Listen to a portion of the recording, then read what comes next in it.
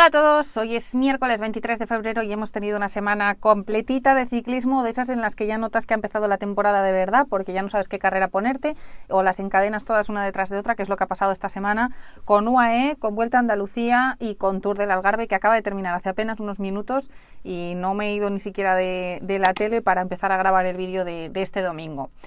En el caso del UAE hay muchas cosas, no me quiero enrollar y espero, a pesar de que me cuesta ir al grano. Empiezo por los sprints, 2 para Jonathan Milan y 2 para Tim Merlier. La verdad que son los dos mejores ciclistas del mundo ahora mismo, no solo por estos resultados, sino porque, bueno, para mí la verdad que Tim Merlier el verano pasado se quedó un poco discreto, no demasiado porque es campeón de Europa, es decir, ganó carreras, pero el hecho de no haber estado en el Tour creo que le penalizó bastante. Aún así va a estar este año y estas 2 victorias creo que son buena señal de empezar la temporada con buen pie, igual que para Jonathan Milan. Tengo que decir que me gustan mucho los dos como ciclistas, como sprinters, pero que creo que Tim Merlier tiene un poco mejor de olfato para los sprints, es decir, sabe mejor lo que va a pasar, por dónde pueden ir sus rivales, es decir, el sprint de ayer es como si lo hubiesen lanzado con tirachinas desde atrás, porque fue una locura y la verdad que me gustó mucho. Creo que es un corredor que sabe intuir ese tipo de cosas, dónde puede haber caos, y eso que los sprints en el UAE suelen ser un poco desastrosos, la verdad. Y luego Tadej Pogačar, ¿no? Creo que tiene un punto en el que Pogačar se divierte, es decir, en este UAE se ha divertido, ha entrenado, ha hecho lo que tenía que hacer y ya está, pero creo que Pogačar es un tío que respeta mucho el ciclismo, que sabe que está haciendo historia, que sabe que es el foco de atención de todos los medios de comunicación del mundo, de todos los medios especializados en el ciclismo, y en eso sabe ser correcto, sabe medir bien sus palabras a la hora de hablar, de ir a las carreras, como por ejemplo la París-Roubaix, esto que está pasando de va a ir, no va a ir. Yo creo que no va a ir, esperemos que sí, pero creo que no va a ir, pero porque respeta mucho la París-Roubaix, sabe que para ir a esa carrera hay que enfocar la preparación de una manera específica, hay que planteárselo de una manera diferente quizás a la que tenga en mente desde un inicio, y en ese sentido es un tío maduro, es un corredor que sabe escuchar los consejos de su entorno, pero luego también tiene un punto de niño, un punto de chaval, tiene 26 años y que se divierte con las carreras. Entonces creo que eso lo hemos visto un poco también en este UAE, sobre todo en esa etapa, en la etapa creo que fue la del sábado, es decir, ayer, en la que atacó a falta de 148 kilómetros de meta. ¿Lo hace un poco por entrenar? Seguramente que también. No puedes estar 4 días en el pelotón dejándote llevar, esperando, aunque haya abanicos, haya momentos de tensión y tal. Para él seguramente esa etapa tenía también un punto de, bueno, pues vamos a atacar y voy a meterle una marcha más y así pues estoy 100 y pico kilómetros desgastándome un poquito más porque tengo que entrenar, porque estoy en febrero y tengo que hacer este esfuerzo. Seguramente también tenga un punto de eso. Pero no estoy de acuerdo, absolutamente nada de acuerdo con este tema que sale alrededor de Pogačar cuando hace este tipo de exhibiciones. Es decir, cuando hablo del niño que se divierte, hablo de que él sabe que la gente en su casa va a estar flipando con que estemos viendo a Pogačar atacando a 148 kilómetros de meta. Y aunque lo haga por otros motivos principalmente, sabe que hay un punto de eso detrás de él. Entonces, bueno, no me hace especial gracia el tema de conversación que ya surgió en el Giro de Italia. ¿Debería Pogačar relajarse y dejar que los demás también ganasen alguna carrera? No, es decir, estamos en una competición, da igual que Pogačar tenga un punto extra que los demás, da igual que sepas que es improbable que le puedas ganar en muchos casos, pero lo que no puedes esperar es que él se siente, es decir, es una leyenda de este deporte, es un corredor que no para de ganar, que le gusta ganar cualquier tipo de carrera y que si para los ciclistas que no están a ese nivel, si tú quieres ser el mejor tienes que ganar a los mejores y no porque vayan ahí esperando al sillón de la reina lo que va a pasar. Entonces, en este sentido creo que es bastante injusto, ya no solo por Pogačar, sino por lo que es el deporte y por lo que es la competición, el plantearse la idea de decir, no, es que Pogačar, jolines, no deja nada para el resto. Chico, pues es que es lo que hay. O sea, es que yo entiendo que ser coetáneo de Pogačar es difícil, tiene que ser frustrante en muchas ocasiones, incluso a nivel de equipo, no hablo a nivel individual, sino los equipos, es decir, ya no sabemos por dónde abarcarlo. Lo entiendo, pero lo que no se puede hacer es plantear esa posibilidad de que sea él el que por iniciativa propia diga, no, esta etapa del Tour se la voy a dejar a este, que pobrecito, no.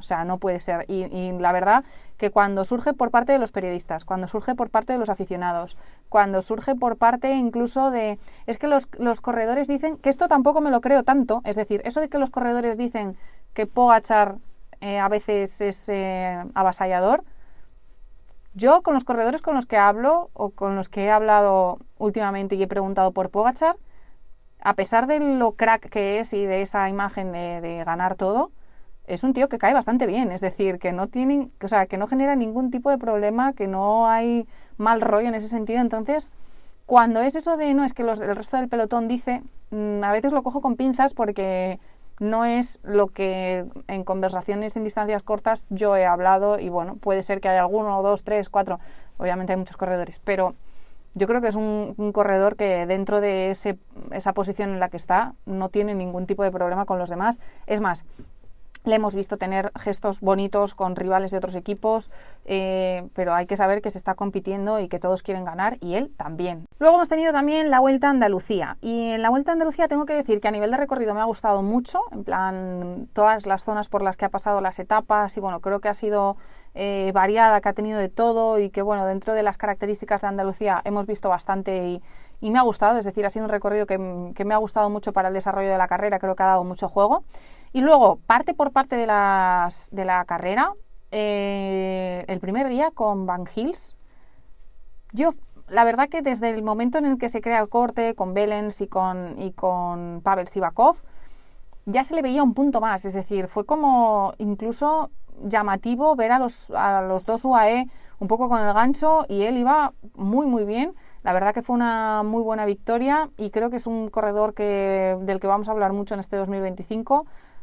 Va a ser muy protagonista, o sea, yo creo que va a ser muy protagonista y que esto es solo un poco el principio, pero para mí el hecho de ganar una etapa, un 2 contra 1, contra 2 UAE y contra los dos que eran, ya me parece llamativo, aunque sea febrero. Es cierto que estamos hablando en febrero y que estamos, parece que, dictando sentencia, pero bueno, en base a lo que vemos, a mí me ha parecido significativo, me ha parecido una gran victoria. El segundo día ganó Tom Pidcock, que sinceramente creo que Pidcock estaba gozando, es decir, se lo está pasando bomba en su nueva versión del Q36.5.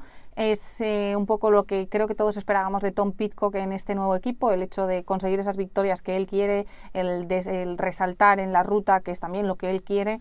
Entonces, bueno, sigue confirmándose y sigue ganando, que es importante, y creo que le quedan muchísimas más en este 2025. O sea, ha descorchado ya la botella y ahora de aquí a todo lo que le reste. Entonces ha estado bien y creo que Pidcock ahora es cierto que se lo está pasando guay, es decir, que ya no es solo a nivel de rendimiento, que haya mejorado, que esté con los mejores, que ya entre en un grupito selecto, que ya le vigilen.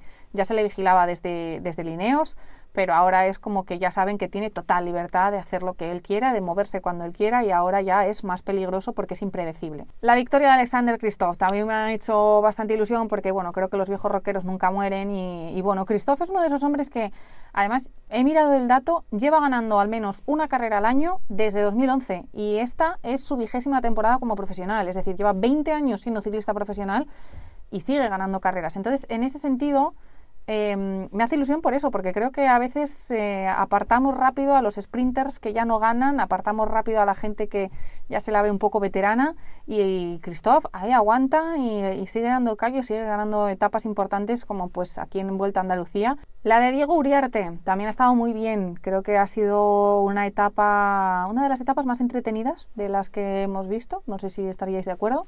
Pero además creo que es importante para el Ken Pharma, después de lo de la Vuelta del año pasado, que fue espectacular, el seguir manteniéndose como un equipo importante y un equipo peligroso, es decir, demostrar que no solo fue la Vuelta a España y que no solo son, en este caso, Pablo Castrillo o Urco Berrade, que también ha ganado esta temporada, pero que tienen más cantera, tienen más chavales que puedan seguir saliendo y que puedan seguir ganando. Entonces, desde este punto de vista, creo que es interesante para ellos el conseguir este tipo de victorias, no solo por la victoria en sí, que obviamente todos los equipos quieren ganar, pero el hecho de confirmar que no fueron 3 semanas puntuales en el 2024, no fue algo que solo ocurriese ahí, es decir, que son un equipo que pueden seguir en esa línea de progresión positiva y que pueden seguir ganando carreras interesantes como aquí en Andalucía.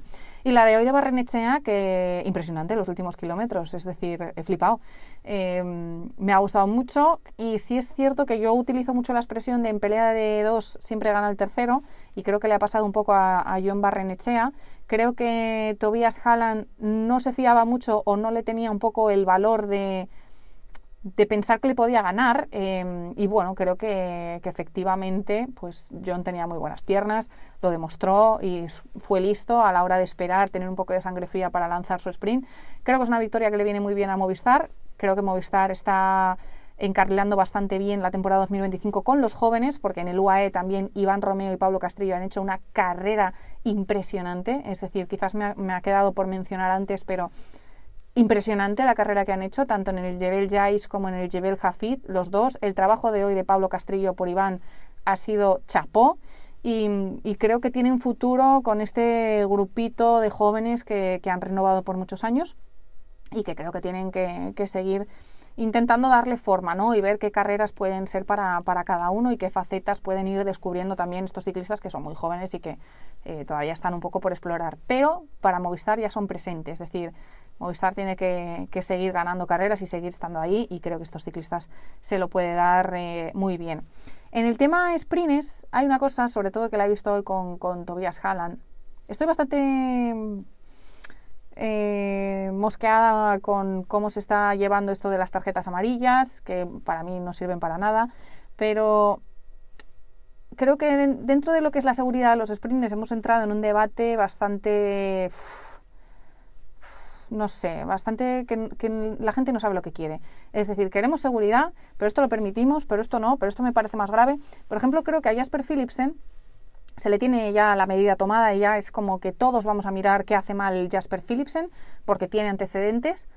Pero, por ejemplo, ayer en el sprint de UAE se le achacaba un movimiento ahí brusco en la línea del sprint y, sin embargo, a mí me parece muchísimo más grave lo que Van Poppel le hace al corredor del Tudor, que luego acabó en segunda tarjeta amarilla. Es cierto que los jueces se dieron cuenta y lo vieron y lo sancionaron, pero es que estoy empezando a pensar que en los sprints ya no se puede hacer nada. Es decir, no digo y no quiero banalizar con la peligrosidad de ese momento, que es cierto que la hay, pero creo que llega un punto en el que incluso los propios ciclistas, hoy Tobias Halland, por ejemplo, para nada era un momento en el que tuviesen que sancionar a Jon Barrenechea. No le desvía, no le pone en una situación peligrosa, no le pone en un aprieto y sin embargo ya levanta la mano y por levantar la mano ya incita a tener que revisar ese sprint. O sea, el sprint es limpio y el sprint está bien hecho, nadie intercede en la línea de nadie.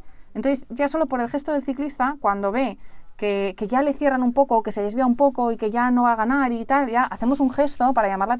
Eso a mí no me hace gracia, no me gusta, no creo que esté bien.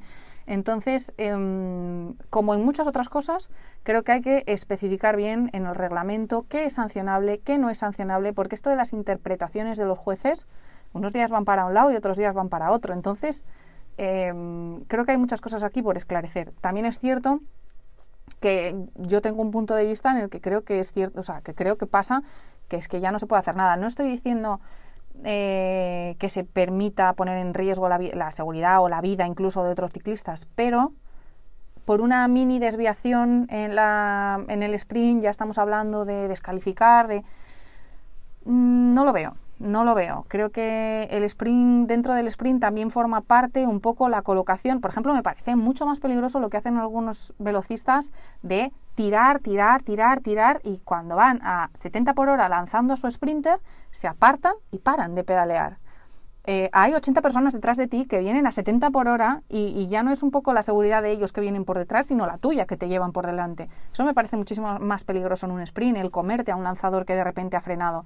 Entonces, hay que poner un poco o sea, con palabras qué es lo peligroso y qué no es peligroso, porque si no, si lo dejamos toda la interpretación, cada carrera, dependiendo de cada juez, va a ser diferente y no vamos a entender, como está pasando en muchos casos, por qué una cosa es tarjeta amarilla y por qué otra parecida no lo es. En el Tour del Algarve tengo que decir que esas sensaciones que tuvimos todos en el Alto da Folla, bueno, voy a empezar por la etapa 1. Tampoco estoy de acuerdo con lo que pasó en la etapa 1 de cancelar los resultados. Filippo Ganna llegó a la línea de meta que tenía que llegar. Es decir, los corredores por reglamento se tienen que saber los recorridos de las etapas. Que se hayan confundido, entiendo la confusión, porque era fácilmente... pues se podía confundir uno fácilmente, sobre todo los ciclistas que van ahí a 200 pulsaciones, a 70 por hora, 80 por hora, lanzando un sprint, y obviamente te puedes confundir. Milagro que eso no acabase en accidente terrible, porque podría haber acabado. Pero Filippo Ganna llegó a la línea de meta y fue el primero en cruzar. Es decir, no, si me dices que todo el pelotón se fue por el otro lado, vale, pero es que hubo uno que cruzó primero. Entonces, personalmente no hubiese cancelado los resultados, hubiese dado la victoria a Filippo Ganna, hubiese repartido los puntos UCI, y lo único que hubiese hecho para solucionar la situación del resto de ciclistas es efectivamente ponerlos a todos en el mismo tiempo. Pero yo la victoria la repartiría. Es una opinión totalmente personal, pero creo que cuando un corredor lo hace bien, pues no entiendo por qué hay que cancelarle también la victoria a ese ciclista. Bueno, cosas que creo que están pasando últimamente en el ciclismo que antes no pasaban. O sea, sí había confusiones, pero este lío de... Porque creo que ahora es todo cancelar. O sea, cualquier cosa que pasa, cualquier imprevisto lo cancelamos. Entonces no lo veo del todo normal. Es decir, aquí sí que hay que interpretar, aquí sí que hay que ver un poco cómo fue la cosa y, bueno, es mi punto de vista y yo le hubiese dado la victoria a Filippo. Y en el segundo día, como decía, en el Alto da Folla, ese punto de ver un poco peor, es que tampoco es peor, a Jonas Vingegaard, a Primo Roglic, unos segundos por detrás de Joao Almeida y de Jan Christen. Bueno, sin más, para mí es sin más. Es decir, estamos en febrero, era la primera carrera de los dos, el primer final en alto. No le doy demasiada importancia, eran unos segundos, tampoco es que se hayan quedado 2 minutos por detrás. Entonces, sí es cierto que es llamativo, pero tampoco me lleva las manos a la cabeza el hecho de que hayan perdido 25 segundos con Joao Almeida. Sí es cierto que me llama la atención que Joao Almeida tuvo los últimos kilómetros muy, muy buenos. Es decir, tanto que el momento en el que Jan Christen acelera porque ve que llega Joao, a mí me dice cosas. Es decir, cuando ves que viene tu compañero de equipo y sprintas, es que mucho no te fías de que te vaya a dejar ganar. Que luego sí Joao tiene el buen gesto de hacerle así y ala, gana tú.